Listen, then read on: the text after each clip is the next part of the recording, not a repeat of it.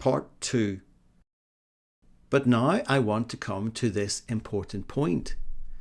What have we heard from the so-called Christian churches regarding Trump's takeover of Gaza for the purpose of real estate development? Remarkably, 350 Jewish rabbis have taken out a full-page advert in the New York Times declaring it as ethnic cleansing. Not one mainstream Christian organisation has made an official statement to date regarding Trump's Gaza proposals.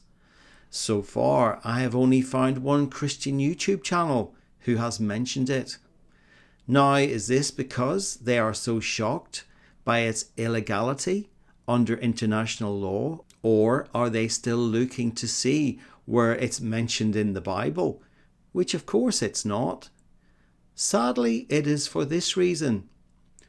It is a recognised fact that some 90% of the arc of organised Christendom, from Catholic High Church to nonconformist, evangelical and independent churches, believe God has unfulfilled promises to the people of Israel because they are God's chosen people. The vast majority of churches believe God's covenant or promise to Abraham regarding unfulfilled land promises must be realized through today's nation state of Israel. This means the nation of Israel must be restored to its fullest territorial extent, just as the Prime Minister shows it here.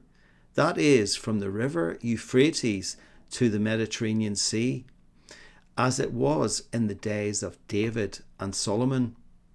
A time, by the way, when the population of Israel was some 5 million and 10 million of the world's population, rather than just the 16 million or 0.2% it is today.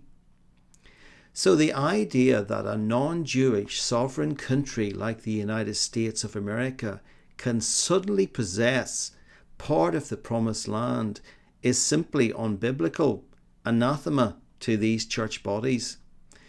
If foreign Americans can have a bit, then why not Palestinians who have lived there for thousands of years?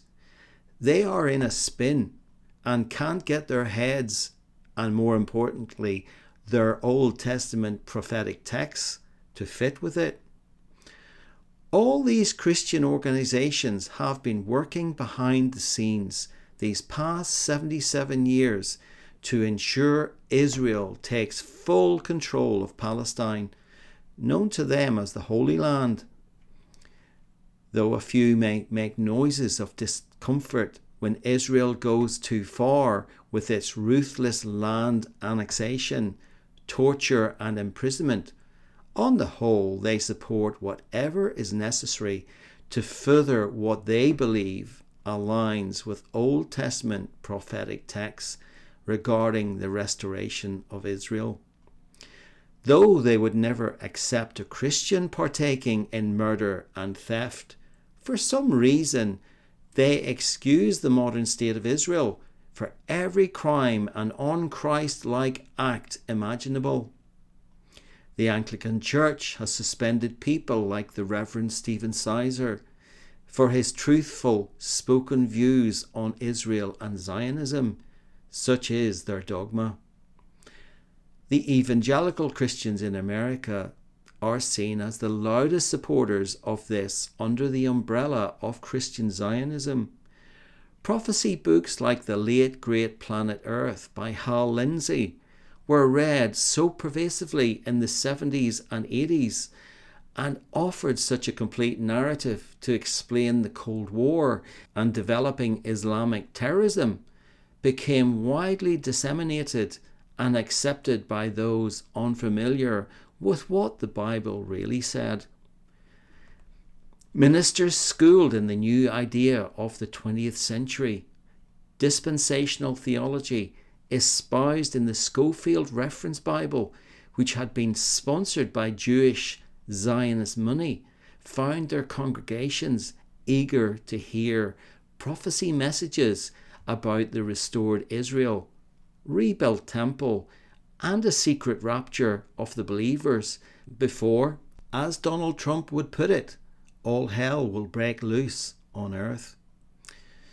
Of course, the fact that the timeline set out in Hal Lindsey's book for the emergence of the Antichrist, that the European Union, then 10 countries, was the 10-headed beast of Revelation, and Russia would imminently invade Israel, never came to pass, is all forgotten now.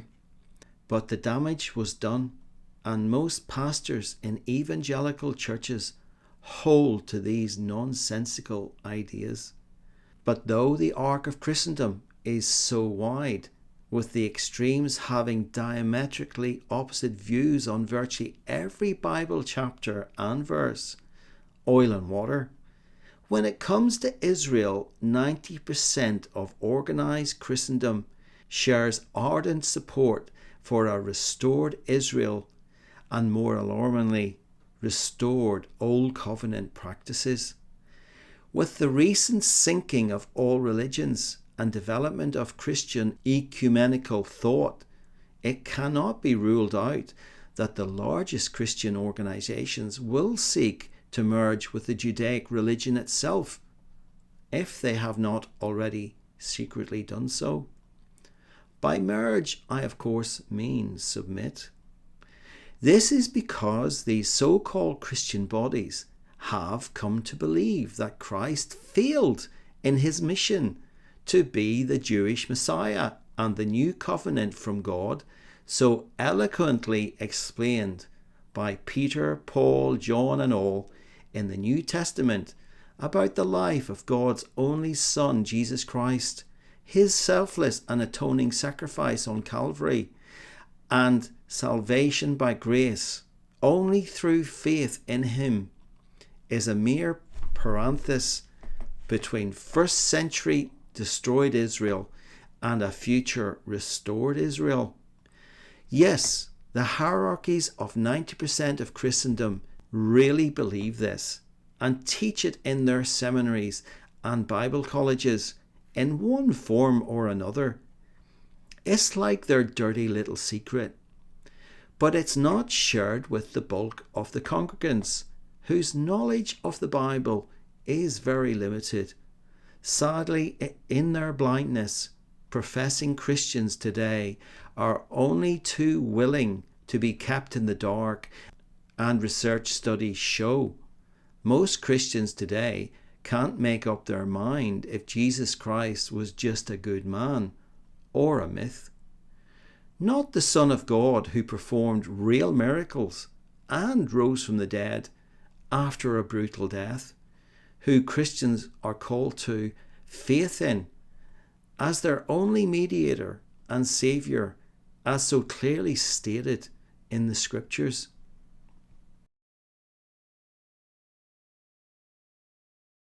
Thank you for watching this Essential Quinn message.